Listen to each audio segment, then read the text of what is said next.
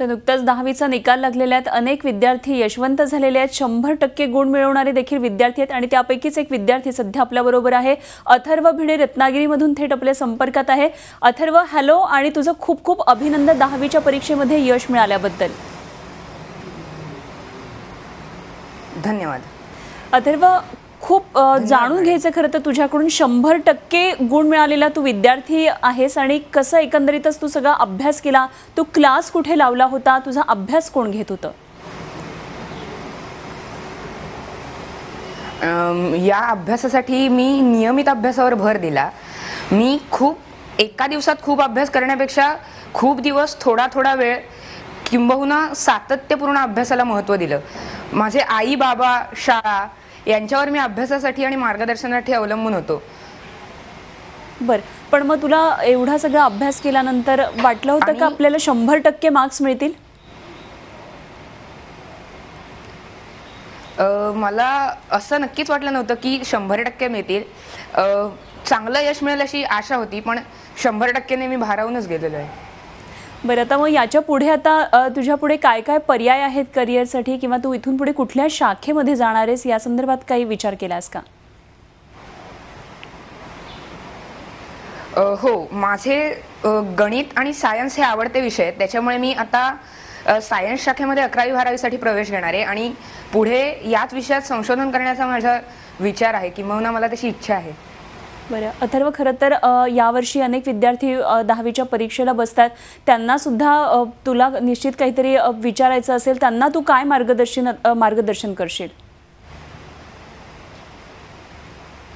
मी सगळ्यांना असं सांगेन की परीक्षा आली की अभ्यास करणं आणि इतर वेळेला मजेत राहणं याने कधीच भरघोस यश मिळू शकत नाही. सातत्यपूर्ण यश मिळवायचं असेल तर सातत्यपूर्ण अभ्यास तितकाच महत्त्वाचा आहे.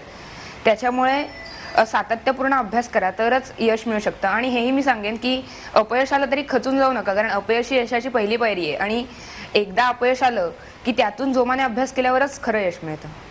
अगदी खरं आहे. आणि आणखी थोडंसं तपशीलवार अभ्यासाबद्दल तुझ्या सांगशील की कशा पद्धतीने नेमका हा सगळा तू अभ्यास करत होतास 10वीचा? हो सांगतो. मी दिवसातून साधारण 2 ते 2.5 तास अभ्यास करत असे. त्याच्यात मी एप्रिल महिन्यापासून अभ्यासाला सुरुवात केली. जसं की पुस्तकं वाचणं, त्याच्या नोट्स काढणं, वेगवेगळे मुद्दे लक्षात ठेवणं, संस्कृत, गणित या विषयांसाठी सूत्रे पाठ करणं. आणि नोव्हेंबर महिन्यापासून मी सराव प्रश्नपत्रिका सोडवायला सुरुवात केली. मी सराव प्रश्नपत्रिका सोडवायचो आणि शाळेतील तसंच शहरातील इतर तज्ज्ञ व्यक्तींकडून त्या तपासून घ्यायचो. त्यातून ज्या चुका होतील त्या पुढच्या प्रश्नपत्रिकेत सुधारायच्या. अशा प्रकारे मी हळूहळू एक विषय पक्का करत गेलो. बरं, पण आता एकंदरीतच हा तुझा सगळा अभ्यास चालू असताना निश्चितच ज्या अवांतर गोष्टी असतात किंवा तुझे छंद असतील तेही तू जोपासत होतास का? तुला असे काही छंद आहेत?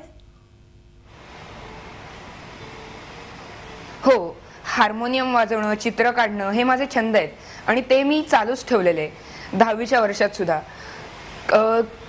किंवा अगदीच सांगायचं झालं तर मी अगदी परीक्षेच्या कालावधीत सुद्धा रोज संध्याकाळी 1 तास खेळत होतो आणि त्याच्यामुळेच मला ताजतवानं राहून अभ्यासाला अधिक जोम येत होता. अगदी खरं आहे. अभ्यास 10वी म्हटलं की एक असं टेन्शन असतं की केवळ अभ्यास केला पाहिजे, किंवा हे टेन्शन विद्यार्थ्यांना नसतं पण त्यांच्या पालकांना किंवा आजूबाजूचे सगळेजण असे टेन्शन देत असतात. तुला काय वाटतं, हे टेन्शन घेणं हे कितपत योग्य आहे? 10वी ठीक आहे की आपल्या एकंदरीत शैक्षणिक आयुष्यातला एक खूप महत्त्वाचा टप्पा आहे, तिथून पुढे आपल्या करिअरची खऱ्या अर्थानं एक सुरुवात होत असते. तुला काय वाटतं, जो तणाव असतो 10वीच्या विद्यार्थ्यांवर, हा अशा प्रकारे तणाव घेणं कितपत गरजेचं आहे? मला असं वाटतं की हा ताणतणाव घेणं अजिबात योग्य नाही आहे. प्रत्येकाने आपल्या मनाशी असं ठरवायला पाहिजे की मला या परीक्षेत माझं सर्वोत्तम द्यायचं आहे. पण मला हा ताणतणाव कधीच सहन करावा लागला नाही, कारण माझ्या आईबाबांनी माझ्यावर कधीच काही प्रेशर टाकलं नाही की तुला एवढे टक्के मार्क मिळालेच पाहिजेत किंवा या विषयात एवढे मार्क मिळालेच पाहिजेत. त्याच्यामुळे मी खूप आनंदाने 10वीचा अभ्यास करू शकलो. पण ताणतणावाचा फायदा होण्यापेक्षा त्याचा तोटाच अधिक वेळेला होतो असं माझं मत आहे. अगदी खरं आहे. तसंच अथर्व, मला आणखी एक तुला गोष्ट विचारायची आहे. खरं तर मुंबई पुण्यासारखे शहरं असतात किंवा अगदी आणखी काही शहरं, कोल्हापूर औरंगाबादसारखी शहरं असतात, तिथे मार्गदर्शनासाठी अनेक सोर्सेस असतात. मात्र रत्नागिरी म्हणा किंवा ज्या आपण 3 टियर सिटीज म्हणतो, तर अशा ठिकाणी मार्गदर्शनासाठी फार काही सोयीसुविधा असतील किंवा खूप क्लासेस असतात, भडीमार मार्गदर्शनाचं असतो, असंही काही होत नाही. तर तुला काय वाटतं, या संदर्भातलं तुझं काय म्हणणं आहे? माझं मत असं आहे की मार्गदर्शक शिक्षकांची गरज आहे, हे अगदी बरोबर आहे. पण अभ्यासातला सर्वात महत्त्वाचा टप्पा हा सेल्फ स्टडी किंवा स्वतः अभ्यास करण्यावर अवलंबून आहे. जर आपण स्वतः काहीच अभ्यास केला नाही तर कितीही मार्गदर्शन घेतलं तर ते नुसतं खाणं आणि न पचवणं याच्यासारखं होऊ शकतं.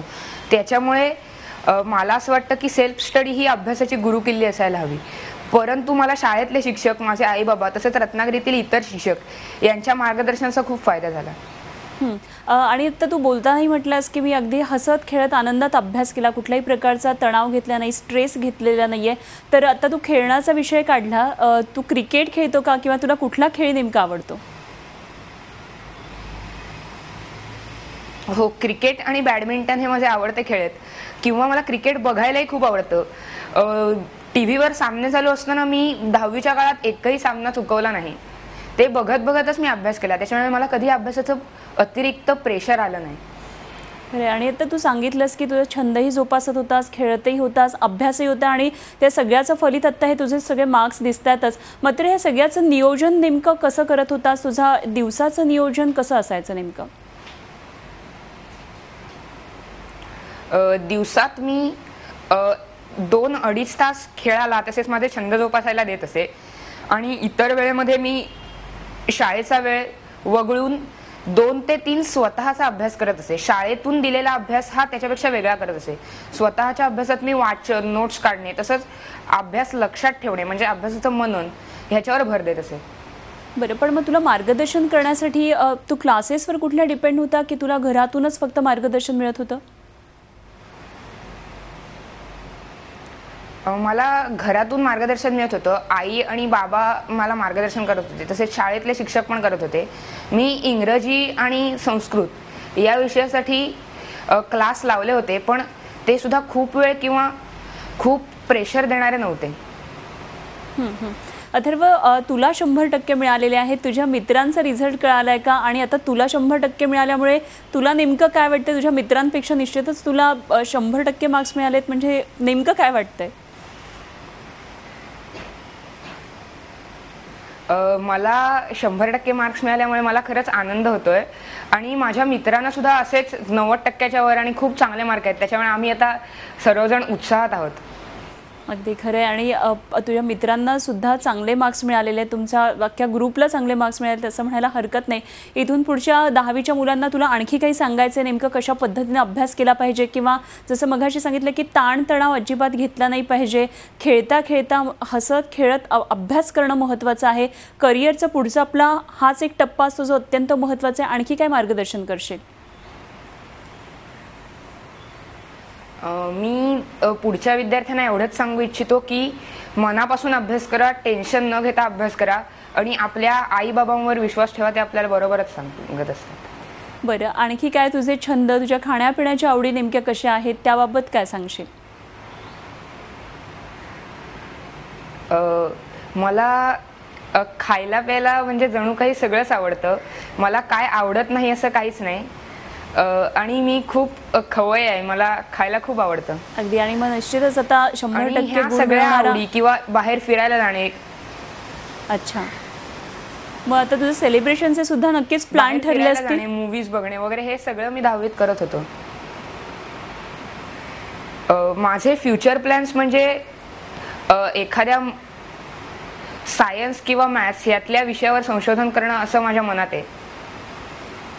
अथर्व, फ्युचर प्लॅन आपण बोललोच, मात्र आता तुझे सेलिब्रेशनचे पण नक्कीच प्लॅन ठरलेले असतील तुझ्या मित्रांबरोबर, नातेवाईकांबरोबर, आई बाबांबरोबर.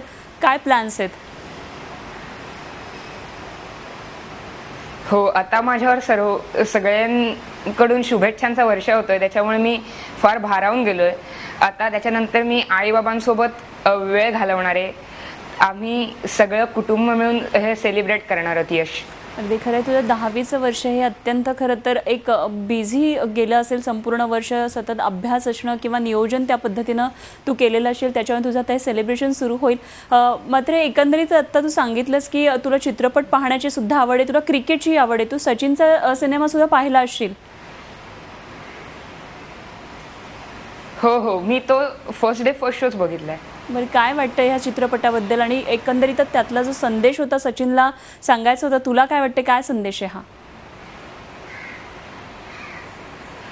मला हा चित्रपट खूप आवडला कारण मी सचिनचा खूप मोठा फॅन आहे, हे एक कारण. आणि ह्या चित्रपटात असं सांगितलंय की तुम्ही कधी अपयशी झालात तरी खचून जाऊ नका, पुन्हा पुन्हा प्रयत्न करत राहा, कारण प्रयत्नानेच तुम्हाला यश मिळेल. त्याच्यामुळे हा मला सिनेमा खूप आवडला. अगदी खरं आहे. आणि हेच मला वाटतं यशस्वी प्रत्येक जो व्यक्ती असतो त्याच्या मागचं जे गमक असतं त्याच्या यशाचं ते हेच असतं की आपलं आयुष्य नेहमी फोकस असलं पाहिजे. तसंच फोकस तू तुझं हे संपूर्ण 10वीचं वर्ष अभ्यासावर केंद्रित केलं असेल. हसत खेळत तू अभ्यास केलास आणि तुला हे सगळं यश मिळालं. अर्थात तू म्हटलास त्याप्रमाणे तुला अपेक्षा नव्हती, मात्र आता तू प्रतिक्रिया दिली, भारावून गेलेल्या आहेत. तुला खूप खूप शुभेच्छा तुझ्या पुढच्या करिअरसाठी अथर्व. झी 24 तास रहा एक पाऊल पुढे.